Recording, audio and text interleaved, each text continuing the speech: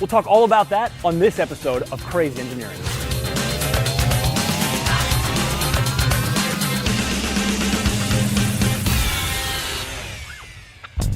The Hubble telescope is composed of several different instruments, and outside of those is something called the primary mirror, where all the light bounces off of and goes into the instruments. That's where the flaw was. So the problem was something called a spherical aberration. What exactly does that mean? It means the primary mirror had the wrong shape. That is, it's a shallow bowl, effectively, that brings light to a focus. It's a little too shallow. It rendered the telescope fundamentally unfocusable. So it was a little bit out of tolerance on that primary mirror, and it was affecting all the instruments in the Hubble? All 5 scientific instruments on the Hubble depend on a sharp image. That's the whole point. So Hubble's sitting in the doctor's chair, and it has the eye chart in front of it, and instead of seeing the letter E, it sees the letter F. Worse, what it sees looks like a squashed spider. But it's way up in space and you can't get it back here, so how do you fix it? Well, if you're born with eyeballs that don't quite work, you don't go and buy new eyeballs, you buy a pair of glasses, and that's the approach that we took. The wide field and planetary camera, known as WIFPIC, relied on light from the primary mirror.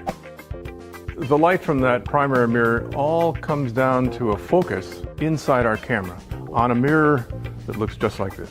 And this is now an opportunity for us to correct the curvature, the shape of the primary mirror right here. We simply put the same error in, reversed, and corrected. The Hubble telescope was designed from the outset to be serviced every 3 years by astronauts. Andrews, you can take it away. The camera is designed to be replaced in space. That's the one thing that was really just waiting for us to take advantage of. Looks like it's in there. Yeah, mine's beautiful. Okay. So what was the outcome? At the Space Telescope Science Institute, way down in the basement, there were a bunch of us watching. And the first image, which was of a star, looked good. So we knew right away that we had a fix. And everything that Hubble was supposed to do was now going to happen. So I think I speak for everyone when I just say thanks to you and your team for all the hard work you put in fixing Hubble, because now we have these images really forever that we can appreciate.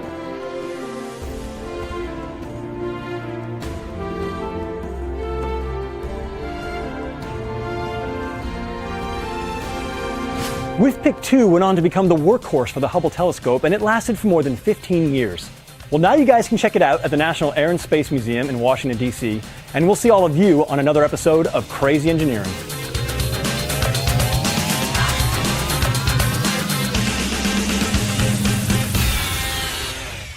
That Hubble would result in the incredible advances that it's made in our understanding of our universe. It's just the breadth of the scientific discoveries it's been able to make. Everything from the age of the universe, proving the existence of black holes, to discovering brand new things, like the universe is accelerating due to mysterious dark energy. Hubble has consistently taken us to places we've never been, visually, of course, and empowered us to answer questions that in a previous generation of telescopes we couldn't even pose. So I think what excites me is that it shows us the wonder of the universe, places we can't get to right now. From comets and asteroids to some of the most distant galaxies yet discovered. Hubble continues to revolutionize astronomy in our solar system and beyond. Hubble has changed the way we view our universe and ourselves. We're on a never-ending journey, and the Hubble Space Telescope celebrates its quarter century of exploration as part